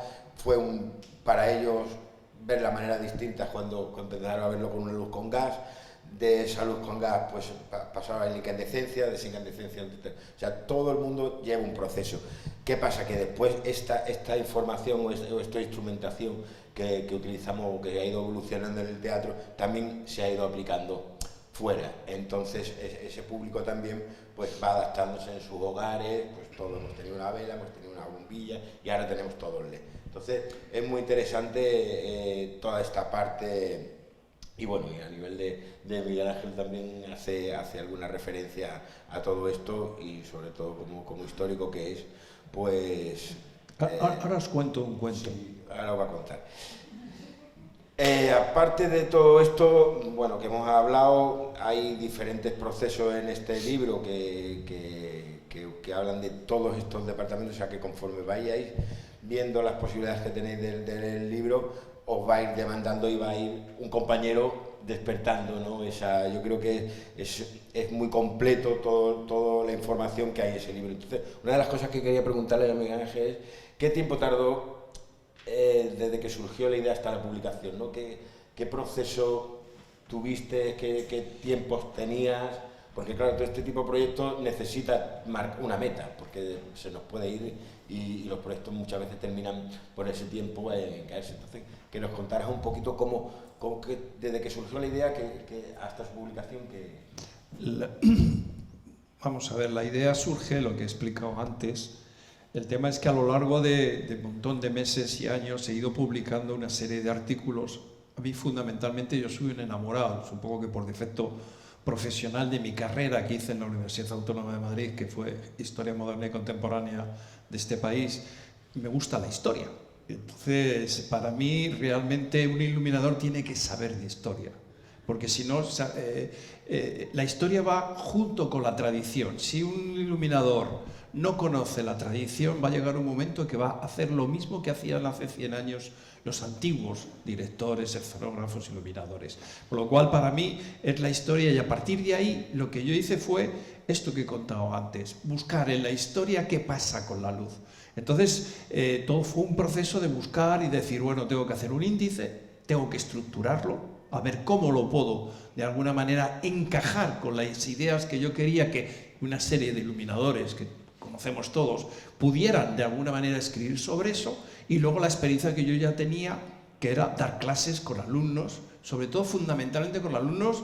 Yo tenía alumnos de 20 años, y había una diferencia de edad de cerca de 20, 25 años. Me encontraba con chavales de 20 años que a mí me abrían la cabeza a la hora de poder plantear todo esto. Y dije, bueno, Dios mío, ellos estaban descubriendo de alguna manera la luz, pero la estaban descubriendo a nivel de lo de actual. Si había videoescena en la imagen, ellos pensaban que la videoescena era de este momento. Y dije, ahí va, proyecciones, hacemos proyecciones. Y no se daban cuenta que en los años 20, en este país, ya se estaba haciendo videoescena. En el teatro. Entonces, claro, eso dije, hostia, esto tenemos que, de alguna manera, encauzarlo. Y entonces, a la vez que iba haciendo el índice, iba tachando cosas. Porque esto que había hecho no me valía, tengo que hacerlo. Y pues pongo otro. Y entonces, claro, llegó un momento en que la videoescena como tal no estaba. Digo, el artículo, por ejemplo, de Álvaro. Y entonces me di cuenta de que los alumnos me llevaron a ponerlo, porque ellos estaban imágenes, imágenes, imágenes. ¿Por qué? Televisión, cine, televisión, sobre todo lo que es videoclip, imágenes, como ha contado en este caso Ezequiel, vídeo, móviles. Entonces, claro, no te das cuenta que, insisto, les expliqué un día una película de Buster Keaton, que ahora mismo no me acuerdo del título, pero la escena era esta. Él está en un escenario actuando en un teatro. Y de pronto se va hacia la pantalla, hay una proyección de un espacio, y se mete en la pantalla y aparece él en la pantalla. Entonces, claro, cuando yo eso lo cuento, y es una película de los años 20, claro, los alumnos no podían entenderlo. Y querían trabajar con videoescena. Proyecciones, audio-vídeo, o videocena, o lo que queráis llamarlo. Entonces, eso, a lo largo de ese proceso de creación de lo que es el índice, fui suprimiendo, porque todo venía con esto que estoy contando. Entonces, claro, me encontré después el color. Hablaba antes Ezequiel del color, pero es que el color no se da cuenta que es que en el artículo tengo que hablar, y hablé de lo que es el color pictórico, lo que es la pintura, porque claro, un actor sale con un vestido y ahí es pintura. Los aditivos o primarios de color son distintos al color de la luz. Entonces había que ver cómo se iba transformando todo eso, porque yo con luz puedo transformar un rojo y hacer que el rojo desaparezca. Y puede ser un personaje que en ese momento no me interesa que esté en rojo. Entonces yo cojo y en un momento determinado pongo una luz y hace que el vestuario de esa persona, siendo rojo, aparezca el rojo de verdad. Quiero decir que el color había que explicar qué es y cómo se trabaja. Entonces fueron una base. Y claro, dije, oh Dios, el rock and roll. Claro, estamos hablando siempre de teatro, música, zarzuela, ópera, danza. ¿Y qué pasa con el rock? Si el rock fue lo primero que se ha creado en este país como iluminación espectacular. Llamé a Beloki, que es un gran creador de contenidos ilumínicos para rock and roll, y a partir de ahí crea. Quiero decir con esto que fue a través de conversación, dudas, reuniones, todo lo que he contado de mis alumnos, y a partir de ahí surge el índice y llamo a ellos en concreto. Es que los tiempos, sobre todo, a mí me parece, no solo la parte de redacción de todo el proyecto, sino contar con tanta gente tan ocupada, porque por suerte son gente que son figuras, soy figuras a nivel nacional con 20.000 proyectos, y ya me supondría a mí un reto, pues, parcar cualquier cosa con las agendas que... Hubo gente que dijo que no, Sí. Hubo gente que me contó que no. O sea, por ejemplo, yo quería una mujer también, aparte de ella, que es la única mujer que hay ha escrito artículo, quería buscar también una iluminadora. Y llamé a una que conozco de toda la vida, catalana ella, y me dijo, mira, le propuse que hablara del color, y me dijo, mira, no puedo. Y no, o sea, quiero decir que hubo gente que no podía por trabajo, lógicamente. Un tema difícil y complicado es que nosotros no nos dedicamos a escribir, no somos escritores, no nos dedicamos a esto, y a mí también me costó mucho, y a todos, lo sé, porque hemos hablado y ¿qué tal vas con el artículo? ¿Cómo lo llevas? Voy mal, no sé qué, he empezado, lo he hecho todo, lo he tachado, he vuelto a empezar, porque no nos dedicamos a escribir, nos dedicamos a trabajar directamente en el escenario. Y hablar de estos temas, hablar de arte, hablar de la luz, para mí hablar de la luz es como decir, hablar del amor, ¿no? Es como algo que es muy difícil de marcar y de tenerlo claro. Seguimos siempre aprendiendo. ¿Quién soy yo para hablar de esto? ¿Qué es lo que voy a decir? Esto va a quedar escrito. Entonces es difícil. A nivel de los tiempos, yo creo que nos habías dado una fecha límite, no me acuerdo ahora cuál era. Yo entregué mi trabajo en esa fecha y pasó no sé cuánto tiempo hasta porque hubo que revisar. Todo un trabajo increíble que has hecho. Sí, pero aparte de eso, yo contacté con una editorial, lógicamente. Esa editorial se llama Bolchiro, y la que lleva esa editorial es Liz Perales, que es una gran periodista que publica además en el Cultural del Mundo. O sea, quiero decir que es una persona que controla bastante. Yo la conozco de hace muchos años porque es también crítica teatral. Entonces hablé con ella porque estaba conmigo de vocal en la academia y quedamos en eso y coordinamos, ella y yo, la manera de coordinar eso que él está explicando. Cómo se estructura una escritura y esa escritura pueda llegar a ser entendible por la gente que en este caso podría leer el artículo. Es por eso. Claro, sí, no. Y luego es la revisión de esos textos, las correcciones, los tamaños, el maquetado, la fotografía. La verdad que yo me saco... Eso fue un trabajo entre Liz Perales y yo. Ella tenía ya una persona, lógico, una empresa que se dedica a la publicación de esos libros, y ese fue el trabajo real. Pero había una fecha. ¿Por qué? Porque el dinero estaba para ese año. Lógicamente la empresa iba a desgravarse ese dinero que a nosotros nos daba como, digamos, apoyo a la cultura, en este caso artística, que es el teatro en este caso. Y era Fluge en este caso. Pero teníamos una fecha. Sido 2 años por lo menos, sí, ¿no? Sí, más o menos. El libro sale en el 2017. Se publica la primera edición y luego se hace una segunda edición posteriormente en el año 2020, creo que fue. Y quería decir una cosa también. De Liz, que esta periodista, la verdad que ha tenido una buena batalla, porque realmente es difícil contar estas cosas. Estamos hablando de luz, ¿vale? O sea, yo llevo 40 años trabajando y hace 2 años he iluminado el Museo Arqueológico de Estambul y hay una cabeza de Safo de Lesbo, y cuando yo he pillado la dirección de la luz sobre esa cabeza, a mí se me ha caído un lagrimón, después de 40 años trabajando. ¿Y ahora cómo lo explicas? O sea, tú te pones a escribir y ahora sueltas la parrafada, la lees y dices, vaya cursilada, eso es infumable. Imaginaos una pobre periodista, ¿sabes?, que se tiene que encontrar a traducir, digamos, en lenguaje coloquial que la gente pueda entender, todo nuestro devaneos, ¿vale? De emociones y de que por qué has puesto ese foco ahí, por qué de ese color, porque me derrido en lágrimas cuando lo veo, ¿sabes? Y claro, la pobre mujer llamando por teléfono, pero ¿qué quieres decir con eso? Ay, ¿cómo te lo cuento, sabes? Es súper complicado, ¿sabes? No, de todas maneras, Liz Perales, lógicamente, es una gran creadora de teatro, en el sentido de escritura. O sea, ella es periodista, pero claro, de iluminación no sabe. Claro, pobrecita. De luz no sabe. Entonces, pero sí tiene es, digamos, lo podríamos llamar, en el mejor sentido de la palabra, el negro del escritor. Es un personaje, ¿sabéis quién es un negro? El señor escribió una novela y hay algunos que tienen el negro, que es el que coge todo ese material y lo reestructura y hace un libro. Entonces, Liz Perales lo que hizo fue un trabajo, directamente llegaban los artículos, muchos me llegaban a mí, otros iban ya directamente a ella, y entonces, bueno, pues ella iba dándole una forma a lo que realmente cada uno habíamos escrito, o sea, y ya está, o sea, pero sin saber realmente de iluminación. Ella no sabía de tecnología, ni de LED, ni de incandescencia, ni de historia de la iluminación, ni nada, o sea, tenía una base lógicamente cultural porque ella vivía del teatro, era capaz de hacer una crítica teatral, su cultura teatral sí la tenía, pero bueno, fue un trabajo muy interesante por parte de Liz, que yo la amo, la amo en ese aspecto. Bueno, en nuestro caso, en vez del negro sería el oscuro, ¿no?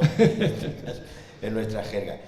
Muy bien. Otra cosita que quería que viéramos, que me comentaras. Yo sé que, bueno, tenemos la suerte de tener un público que hemos invitado a prácticamente todos los sectores. Tenemos empresas que al igual que nosotros, sufren todo este trámite de la luz de la incandescencia al LED, ¿no? Porque ellos son los que tienen que vendernos los productos y son los primeros que se preocupan en que podamos tener un producto con nuestras exigencias, ¿no? También nosotros tenemos la obligación de ir adaptándonos y de ir entendiendo y de ir sacándole, porque bueno, no, es verdad que esto no es negativo, o sea, estos cambios no son negativos. A mí me parece que positivo porque bueno, no te aburres. No te aburres y además lo bonito de nuestra profesión, que siempre, me imagino que en todas las profesiones también pasa igual, pero que ese avance y esas ganas de estar, digamos, siempre innovando, aprendiendo e investigando es lo que nos hace que nuestra profesión sea fresca, ¿no? Y que tenga un histórico no quiere decir que tengamos que ni a renunciar ni a quedarnos estancados en ese tema. Dicho esto, quería comentarte, Miguel Ángel o Ezequiel, porque bueno, la repercusión, nosotros desde aquí, desde la Vocalía de Málaga, se hace mucho seguimiento, mucho hincapié en las nuevas generaciones, ¿no? y en la docencia también para que, digamos, pues, toda esta información les pueda llegar a ellos, ¿no? ¿Ha habido algún tipo de apoyo institucional y educacional que se haya comprometido, sobre todo en el sector nuestro, en escuelas de teatro, conservatorios, para que este libro haya podido llegar a ellos? No, o sea, vamos a ver, me explico. Este libro, fundamentalmente, insisto, se ha hecho a través de empresa privada. A tema público, después en la segunda edición se aportó un dinero por parte del Ministerio de Cultura, exactamente el INAEN, la rama, digamos, de publicaciones. Sabes que hay unas subvenciones para publicar libros. Y luego eso fue a través de, bueno, pues yo empecé a llamar a una serie de escuelas para poder intentar que este libro fuese a las bibliotecas de las escuelas de arte dramático para que los alumnos pudieran acceder a ello. Yo hablé con, por ejemplo, con Trade, que también estaba en el proyecto en cuanto económicamente, para ver qué posibilidades había de venderlo también a través de Amazon. Vamos a ver si por Amazon podemos venderlo y de alguna manera y seguir insistiendo que fundamentalmente la idea es los alumnos de las escuelas de arte dramático y los profesionales, porque se nos olvida que a nosotros este libro también nos ayuda, porque el pensamiento, por ejemplo, de Nicolás Fischer, que habla de danza, lo que está escrito ahí le puede servir a mí o a nosotros, lo que él ha escrito hacia mí. Entonces, el tema público era esto que estoy contando. El público solamente era el dinero que dio en su segunda edición, pero realmente ha sido una labor, aparte de todo lo que es nuestra asociación, el empeño de que ese libro se pudiera, digamos, de alguna manera llegar a sitios. Y, por ejemplo, a mí me han llamado, y lo comentaba antes, gente de Puerto Rico me ha dicho, oye, tengo el libro. Ha llegado a Puerto Rico. O sea, gente que compra a través de red, internet. Y entonces, bueno, pues pero la ayuda, y luego la única ayuda que puede haber para libros de iluminación o de dirección de arte de escenografía son en este caso las escuelas y en concreto la RESAD. La RESAD, ahora yo voy a publicar un libro a final de año, pero es que hay cantidad de profesores de la RESAD que están publicando libros por parte de la propia RESAD. Y eso es dinero público, eso sale de la Comunidad de Madrid. ¿Qué quiero decir con esto? Que las escuelas tienen que hacer eso, tienen que apoyar las ediciones de libros. Interesante. Yo quería aportar que también, bueno, la escuela Trade, que pertenece o colabora con Fluge, que es colaborador de esto, Y luego hemos conseguido con instituciones privadas, y está Robe como fabricante, bueno, Fluge que habíamos dicho, EES, y este desencuentro que hablaba antes entre artistas y las fabricantes, o la carrera que tienen, y esto se está acortando. La labor que hacemos con la asociación es de tener un feedback más cercano. Tuvimos el reconocimiento, una cosa de nuestra es el reconocimiento del diseñador de iluminación, que es una carrera joven. Cuando yo le dije a mi madre que me iba a dedicar a la iluminación, me dijo, vale, ¿y de qué vas a trabajar? ¿No? Entonces, o muchos vecinos que no saben a los que nos dedicamos, y mismo compañeros dentro de la producción teatral que no saben qué es lo que hacemos realmente, que necesitamos horas de programación, de enfoque, cuáles son nuestras labores, ¿no? Pero sí, rápidamente, con la labor de la asociación, que es una asociación sin fines de lucro, y existe, y podemos hacer estas actividades gracias al apoyo de los socios y de los patrocinadores, ese encuentro, ese reconocimiento por parte de la industria de nuestra labor. O sea, ellos tienen unas metas y unos objetivos que tienen que conseguir, y obviamente tener el mejor producto que puedan tener. Pero lo que hemos conseguido, lo que estamos encontrando, son caminos para ellos fabricar directamente los productos que nosotros necesitamos, que haya un diálogo, una comunicación, un feedback más directo de nuestras necesidades como artistas, y así pueden crear productos que van a salir al mercado y no van a desaparecer enseguida, sino que se van a hacer estándar de la industria, porque tienen hay este claro diálogo entre la asociación y los fabricantes, ¿no? Que yo creo que es importante. Y con respecto a las escuelas y esto, también es una labor que venimos haciendo en la Resad, en el Garci, en el Puerta Bonita, en diferentes, bueno, sé que aquí en Málaga también todo el trabajo que lleváis haciendo, en Barcelona el Instituto del Teatre. Vamos intentando, pensamos que hay una nueva generación de creadores que tienen que ver, que quieren aprender y que quieren acercarse. Entonces nosotros compartimos todos nuestros conocimientos a través de las redes, en YouTube, grabamos las actividades, todas las que se pueden grabar, y las compartimos, que las ven en diferentes lugares de Latinoamérica y, bueno, y de toda la geografía nacional principalmente, ¿no? Y creo que eso es un poco también la labor de este libro, que está dirigido no solo para personas interesadas en la luz que quieran, como alumnos o estudiantes que quieran aprender, sino ya profesionales en activos que yo aprendo de otros. Nos vamos compartiendo de manera casi desinteresada, porque yo creo que el coste del libro, que es un coste importante, es más para pagar su propio coste, no es para generar ganancias y vivir de ello, ¿no? Sino es este reconocimiento como un lugar, un espacio necesario para expresar nuestra labor, ¿no? Lo que hacemos y lo que realmente nos apasiona y nos gusta. Pues nada, aquí lo tenéis. Sí, vamos a hacer ahora, pasar un poco a algunas preguntillas. Si queréis hacerlo, voy a dejar por ahí el micrófono. ¿Alguna cuestión? Esto siempre es el pánico, ¿eh? Cuando sale el actor con el micrófono. No tengo pánico ninguno. Ni tampoco me hace falta micro, porque me escucháis casi mejor sin micro. Ah, vale, por la cámara, perdona, sí. ¿Qué iba a decir yo? Bueno, una pregunta de lo más tonta, disculpadme de verdad, y que no tiene nada que ver, pero es que a mí me tira lo mío. La imagen de la portada me parece preciosa y maravillosa, pero ¿qué tiene que ver con la iluminación de escena? Eso, a mí yo no la veo, por eso quiero que me lo expliquéis. Yo si quiere, bueno, te lo puedo contar. Allí, bueno, tuvimos un tema también ahí, Li Perales y yo, o sea, porque el título, realmente un día me preguntaron ¿por qué hiciste o creaste ese título? Y entonces yo lo puse por una cosa muy sencilla. Dijimos, bueno, va a ver cómo lo hacemos la portada. Y yo le puse la luz, melodía. ¿Y por qué melodía? Entonces, normalmente en la historia de la iluminación, antiguamente había mesas que se llevaba la luz como si fuese un órgano. Apretaban botones como si fuera un órgano y se iban encendiendo la luz. Entonces dije, claro, es que la luz es melodía del arte escénico. Sin luz no hay arte escénico.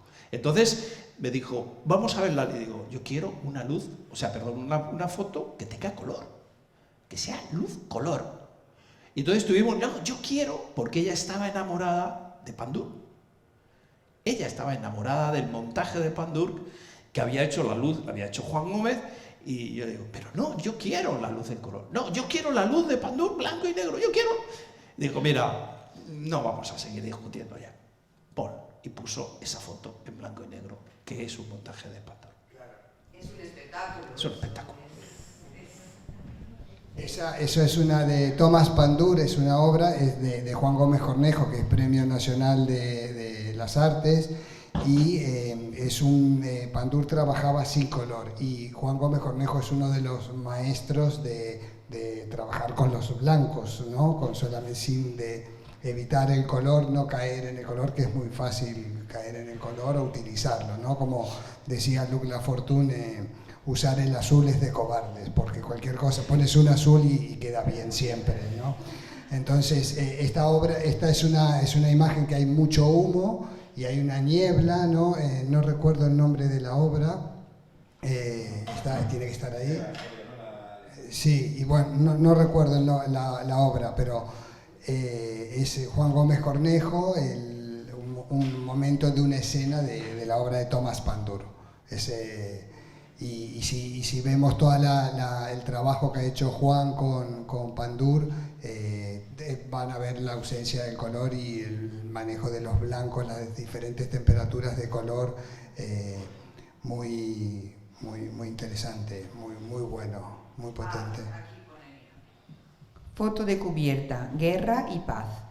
Dirigida por Tomás Pandur, iluminación de Juan Gómez Cornejo, Teatro Arriaga de Bilbao. Eso parece un exterior, y esto es un maestro de la iluminación que es nuestro...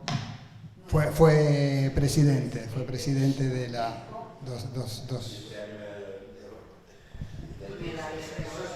Este año medalla de la arte escénica y nacional, ¿no?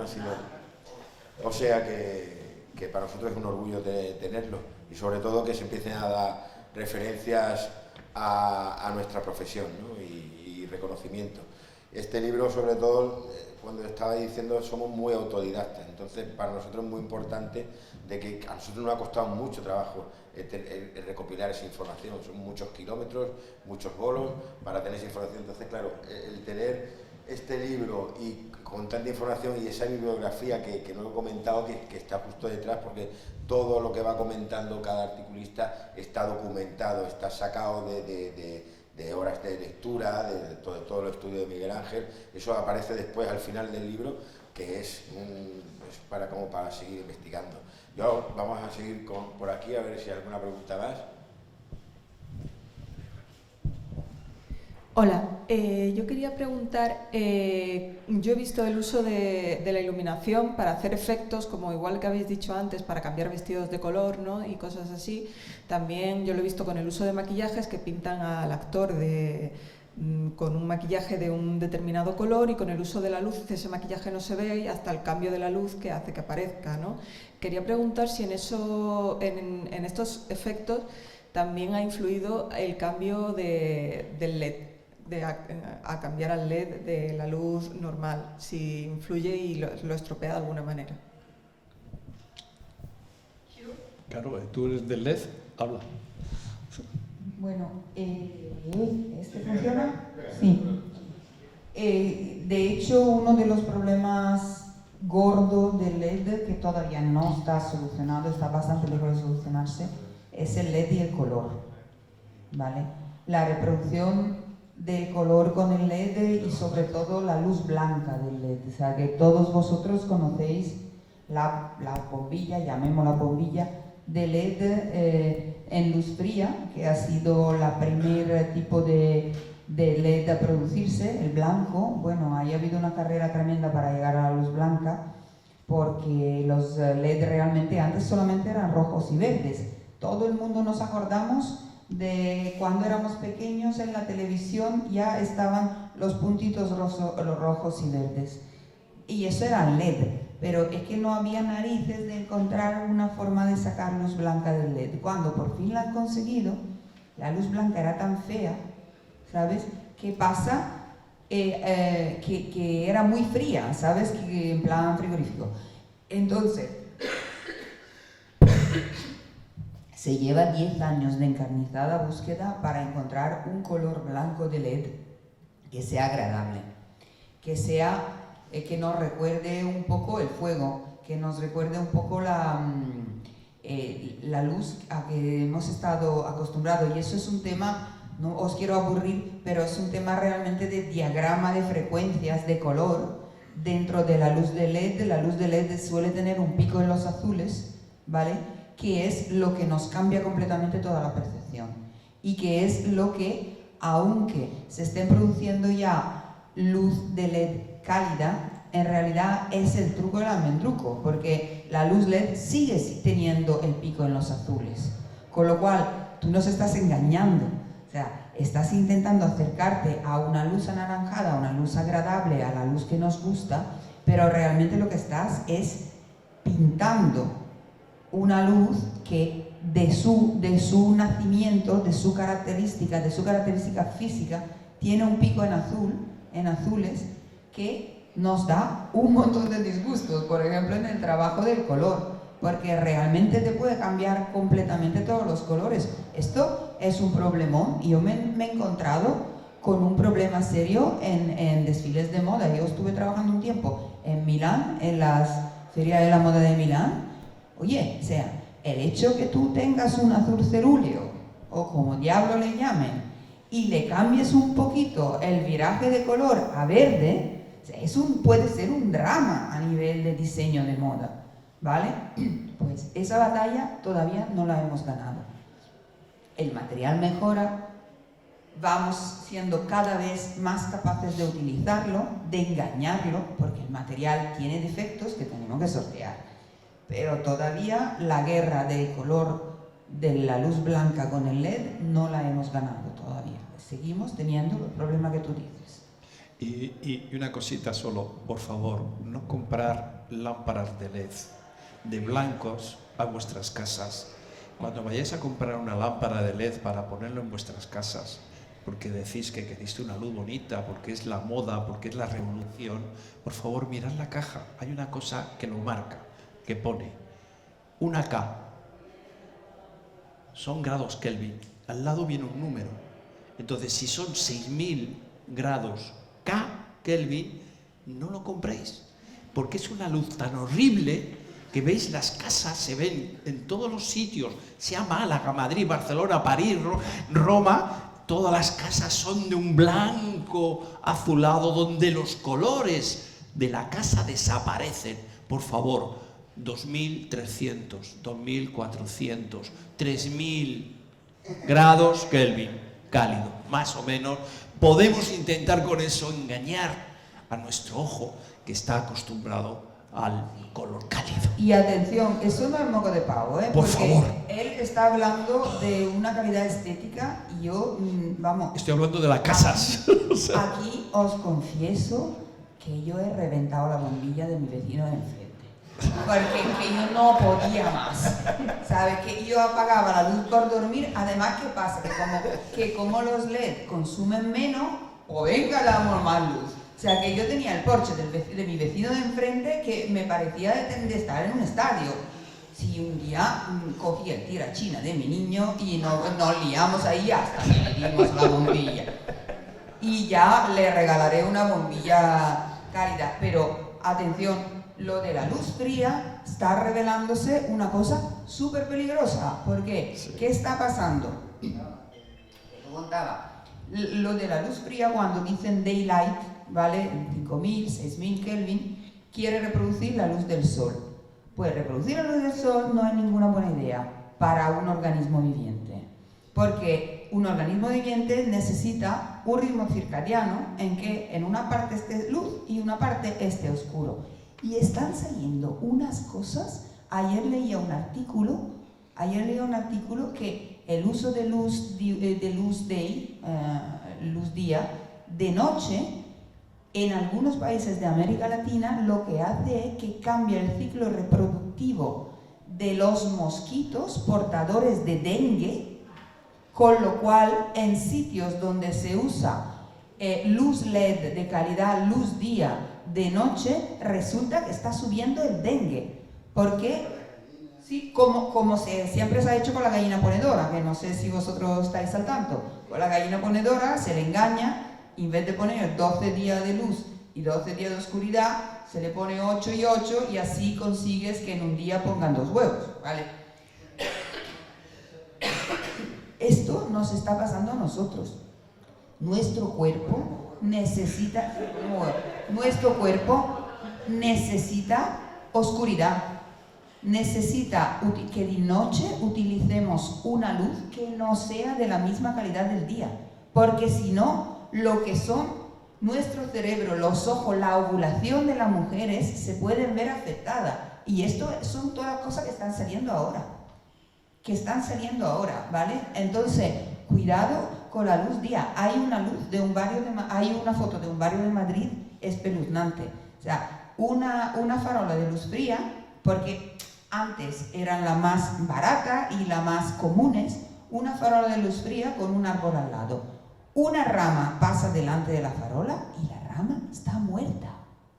Todo el resto del árbol es vivo, menos la pobre rama que se tiene que chupar luz día las 24 horas, de día y de noche. No puede, o sea, que no puede descansar. Yo no sé lo que sea la cosa que vive dentro de la rama, pero lo que sea lo reventamos, ¿sabe? Que necesitamos descanso, los seres humanos necesitan descanso. La fauna necesita descanso. Cuidado con la luz fría porque están saliendo unos problemas que realmente son inesperados. Así que lo que dice Miguel Ángel, no solamente por una cuestión estética, pero no hay que reproducir el mismo tono de la luz día durante la noche, porque no es bueno. Ahí está. ¿Alguna cuestión más que queráis preguntar?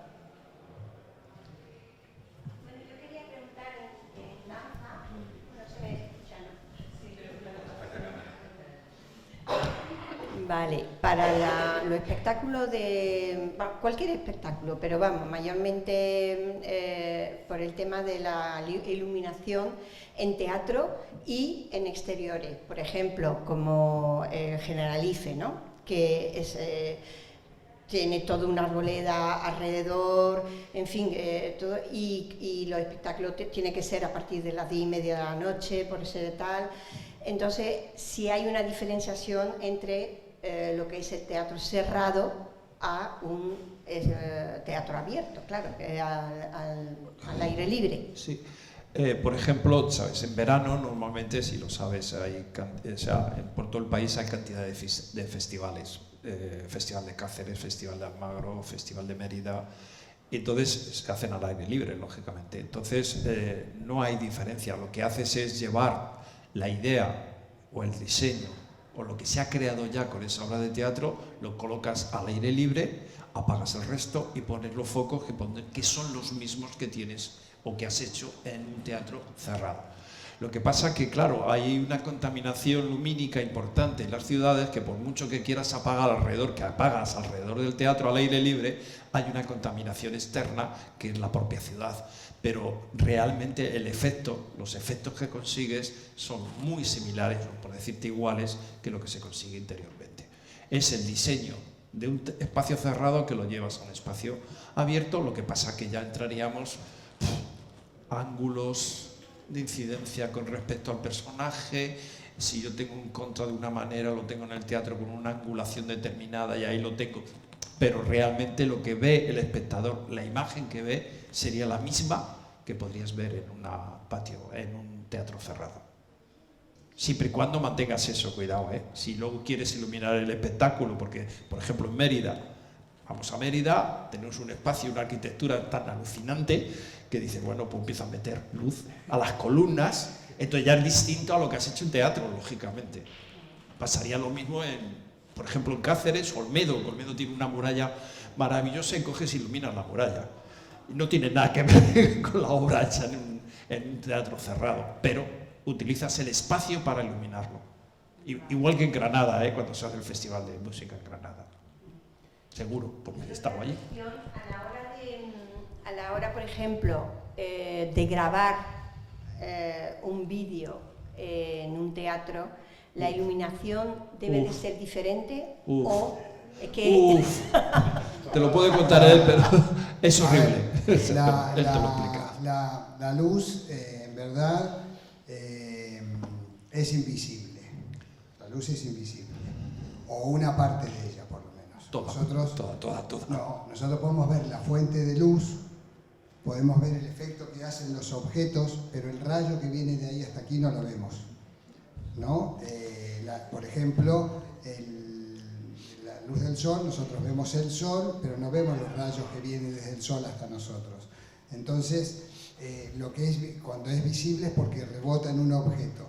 Y nuestro sistema de percepción lo reconoce y es un sistema súper complejo, que es un sistema óptico. Lo primero que pasa, estos rayos que inciden, luego es químico, porque hay unas células que lo reciben, es nervioso, luego llega a nuestro cerebro, y a ver también se aprende. Hay personas que han quedado ciegas y cuando las operan y recuperan la vista tienen que volver a aprender a ver las formas, como cuando estamos escayolados tenemos que volver a aprender a caminar. A ver se aprende. Cuando somos bebés vemos formas, vamos reconociendo, pero funciona el tacto, el olor, el gusto y otros sistemas de percepción, todos los sistemas de percepción juntos que reconocen a nuestros padres, progenitores, el que nos alimenta y etc. Entonces no existe la luz. ¿Qué pasa aquí en tu pregunta, para no irnos por las ramas?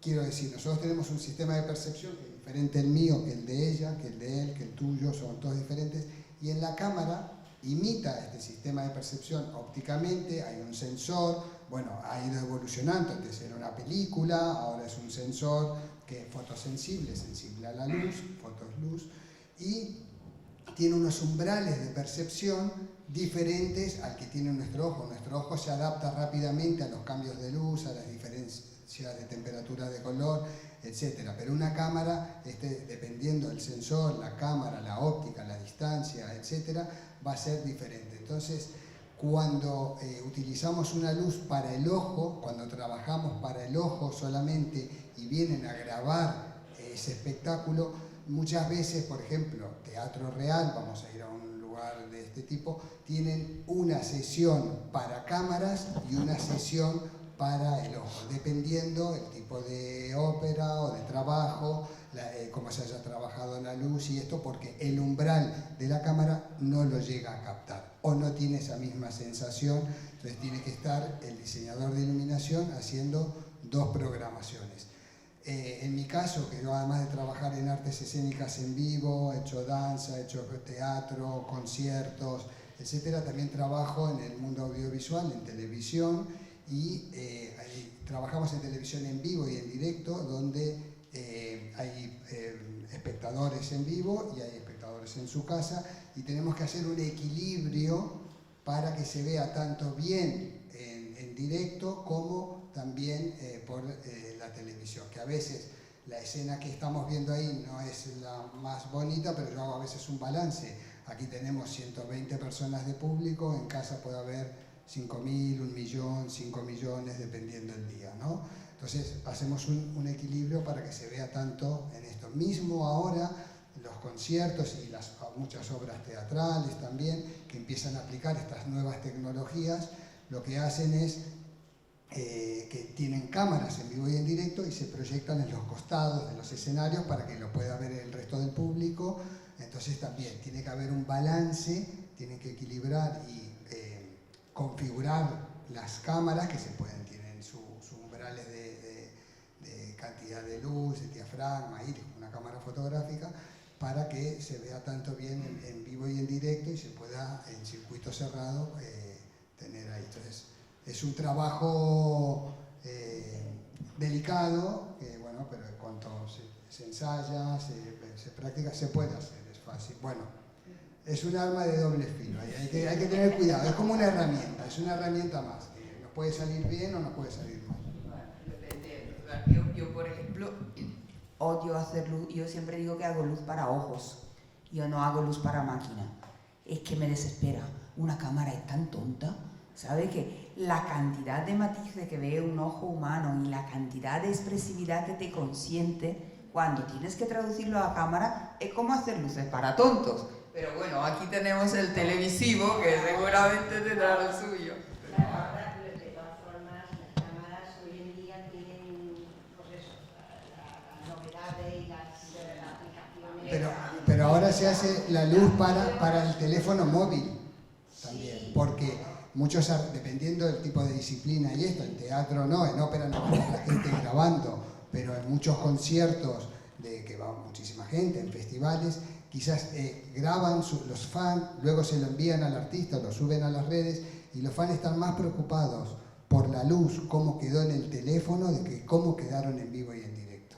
Entonces tenemos que trabajar, yo muchas veces, si me toca un concierto, pongo mi cámara del teléfono para ver que se esté viendo bien, pero claro, hay tantos tipos de teléfonos y de no sé qué, entonces bueno, digo, a ver, uno de una marca y otro de la otra, ¿no? De un sistema y el otro sistema para ver que se ve bien en ambos y ya con eso me quedo tranquilo. Mismo, las pantallas de LED que se suelen utilizar atrás es luz, porque son pantallas de LED, luz emitida por diodo, que va directamente en ángulo directo hacia la cámara del que está grabando. ¿Y qué hacen los sensores de estas cámaras?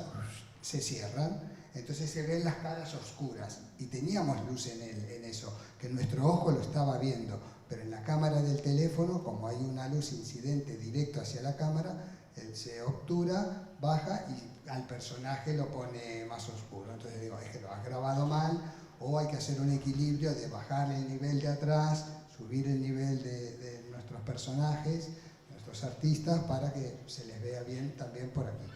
O sea, las nuevas eras, el signo de los tiempos. Hola, buenas tardes y gracias por estar aquí. Iba a hacer un comentario sobre, antes hacéis un comentario de lo que fue un poco la transición de lo que era incandescencia a LED, ¿no? Y sobre todo con los profesionales del teatro, que eran los más exigentes con este cambio, ¿no?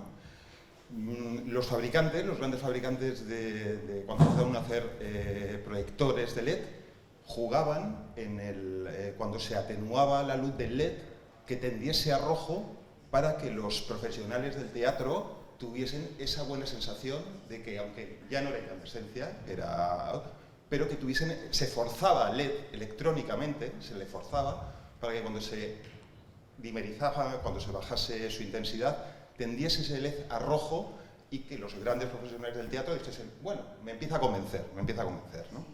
Eso sí, es una posibilidad que tiene en la curva, lo que hace es agregar más LED rojo, se llama el red shift, que va hacia esa tendencia hacia el rojo, para que, sobre todo, para que los diseñadores de la vieja escuela, de la tecnología anterior, tengan esa posibilidad. Siempre en todo cambio tecnológico, pero no solamente de iluminación, en todo cambio tecnológico hay lo que decía Humberto Eco, apocalípticos e integrados. Gente que enseguida va a cambiar, o sea, cuando apareció el cine, dijeron se va a morir el teatro. Cuando apareció la foto, va a morir la pintura. Cuando apareció la televisión, va a morir el cine, ¿no? Esto siempre ha pasado. Gente que ha dicho, no, apocalípticos, no, esto es un desastre, una nueva tecnología. Y otros artistas que se han integrado rápidamente y la han utilizado. Entonces, estos son transiciones. ¿Qué pasa aquí con esto? Y nos está pasando ahora en esta transición hacia el LED. Hay muchos teatros que ya están incorporando tecnología LED y se están quitando la de tungsteno. Entonces ahora a mí me piden un diseño que tiene que ir de gira por diferentes teatros de la geografía y yo ya no sé cómo hacer mi diseño, porque si pido todo tungsteno, ya tenemos, unos tienen LED, otros no tienen.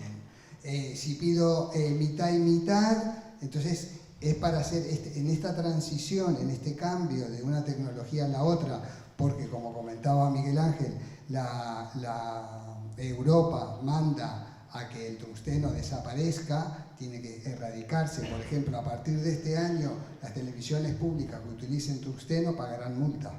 En el sector privado todavía no. Habrá un mercado negro del tungsteno, de alguna cosa así. pero quiero decir, todavía estamos en esa transición y este efecto que utilizaban es para que se puedan combinar ambas tecnologías. Entonces esto es un poco saber, son herramientas diferentes, una es un cuchillo, otra es un tenedor. Yo con un tenedor, si es blando, puedo cortar como un cuchillo, con un cuchillo puedo pinchar y usarlo como un tenedor. Entonces es un poco utilizar estas herramientas para los mismos fines estéticos, porque la obra es la misma, pero solo tenemos que combinar estas herramientas y que puedan convivir. Lo mismo pasó con la iluminación móvil, cuando mucha gente decía, en teatro, en ópera jamás vamos a tener luces móviles, en la televisión no vamos, solo eso es del rock and roll.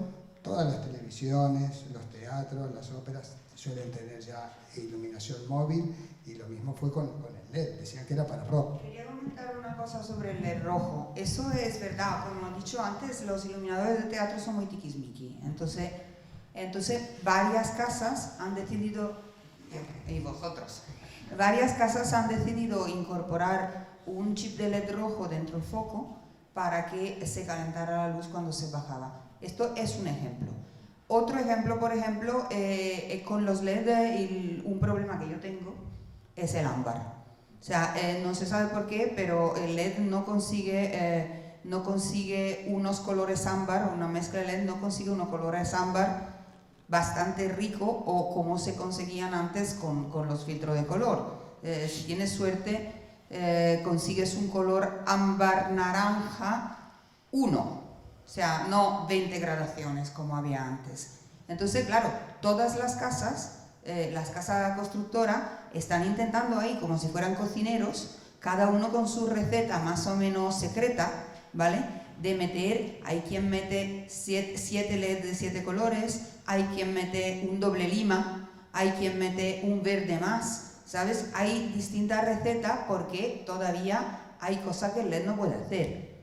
Y hablando del LED rojo, era, como decía yo antes, es un truco, porque realmente tú me estás encendiendo un LED rojo para calentar la luz cuando yo bajo de intensidad, pero dentro del espectrograma de la luz LED seguimos con un pico de azules bestial. ¿Por qué? Porque el LED blanco no existe. O sea, allí han estado probando un montón de sustancias, para cada sustancia, cada semiconductor daba relámpagos de colores distintos, ¿vale? Y el LED blanco no había forma de encontrarlo. Entonces, la forma de llegar al LED blanco ha sido un señor que ha conseguido encontrar un cóctel de sustancias semiconductoras que producían luz azul, ¿vale? La luz blanca de LED no existe. Es un diodo que produce luz azul y se dice dopado. O sea, que se dopa, o sea, se droga con con arsénico, espérate, el arsénico lo usan para el naranja, se droga con varias sustancias que alteran el color hasta llegar a un color blanco. Pero cuando tú abres la tripa de la cosa, tú ahí tienes un pico de azules que le puedes meter todos los LED rojos que quieras, que sigue estando, o sea, me lo estás maquillando, ¿vale? Pero sigue allí. Yo no sé si encontrarán la forma de sacar un LED blanco realmente, puramente blanco, pero de momento no la tenemos. Y luego hay una cosa que, hablando de lo que hablas, de la incandescencia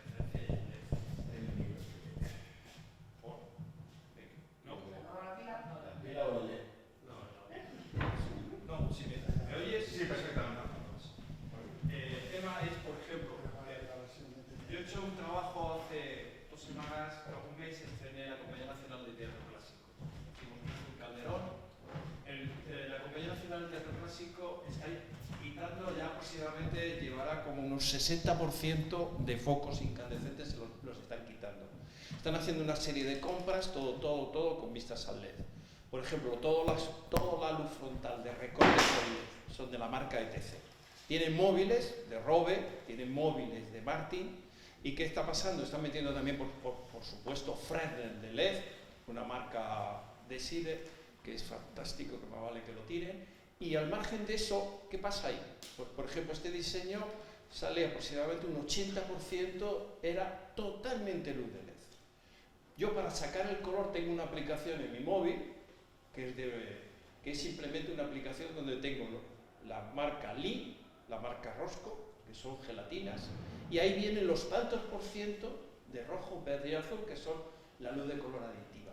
Entonces yo con el técnico sacaba esos porcentajes, se los mandaba directamente, que me los grababa en color, y a partir de ahí empezaba a trabajar.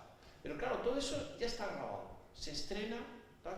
Pero ahora esa compañía, que es una coproducción, se van a un pueblo de La Mancha, a un pueblo de Andalucía, o a Sevilla, da lo mismo. Y te encuentras que los LEDs que tiene, en vez de ser ETCs o Robe, es una marca china de móviles, o son focos móviles.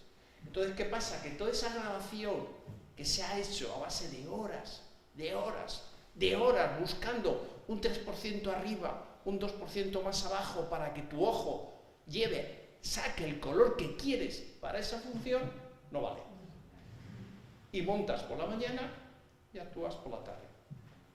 Y no te da tiempo. Ese es otro gran problema que hay. Y es un problema muy gordo, que todavía no está analizado, porque en este país las compañías de teatro viven de las giras. Con la incandescencia no hay problema, porque todos los focos son incandescentes halógeno, le pones un filtro, es el filtro que tú has diseñado, y da lo mismo donde vayas. El problema es que ahora mismo el LED está entrando en todos los teatros con diferentes marcas, y sobre todo chinos, porque el LED chino es una mierda, perdón la palabra. ¿Qué pasa ahí? Que entonces todo esto que estoy comentando no vale, desastre puro. Ese es el gran problema del LED actual con respecto a esto que estoy contando. Y lo que pasa es que tú abres el telón y de repente tienes a un Juan Tenorio que tiene que estar de noche en un cementerio y tienes Thriller con Michael Jackson, de repente. Y no puedes hacer nada. Sí, exactamente. Y es lo que hay. Bueno, pues nada, yo creo que ha sido muy interesante. Voy a dejar aquí la última frase que tengo, pues lo dejo aquí votando, que espero que haya un planteamiento para una segunda parte de todo este libro, y sobre todo contando con nuevas generaciones y en su punto de vista lumínico y de videocena, y que podamos tener esas comparativas y que no quede la cosa pues que muchas gracias por venir, muchas gracias por estar aquí, por apoyarnos en esta iniciativa que hemos tenido en la vocalía, y sobre todo a ti, Victoria. Gracias a vosotros por estar aquí, a vosotras y vosotros por acompañarnos, y bueno, que me ha venido a la cabeza que la importancia que tenéis, que tiene vuestra profesión, que precisamente el Ateneo tiene los premios Ateneo Teatro, y uno de los premios es a la mejor iluminación. Cierto. Precisamente tenemos aquí Azael. a Azael, que son dos los que tiene, si no me equivoco, ¿no? Unos, pues yo Creo que este año te puede caer otro. ya se han fallado, Ah. se entregan el 13 de abril, y yo no he estado en el jurado ni sé nada, la verdad que lo tengo en un correo electrónico y todavía no me lo he dado tiempo, pero bueno, yo soy muy intuitiva, no sé cómo Claro. Pero bueno, la semana que viene Sí. ya se desvela. Pues La semana que viene también deciros que hemos traído algunos libros por si alguno queréis también que hacer. son, por cierto, con los únicos premios de teatro que pagan, por cierto, Sí, también hay que también es decirlo, verdad. y que además tienen en cuenta a los técnicos que, si no, no existirían. Sí, es verdad. No existirían las obras, así que muchísimas gracias. Gracias a ustedes. Por el trabajo que hacéis y por estar aquí. Muy bien.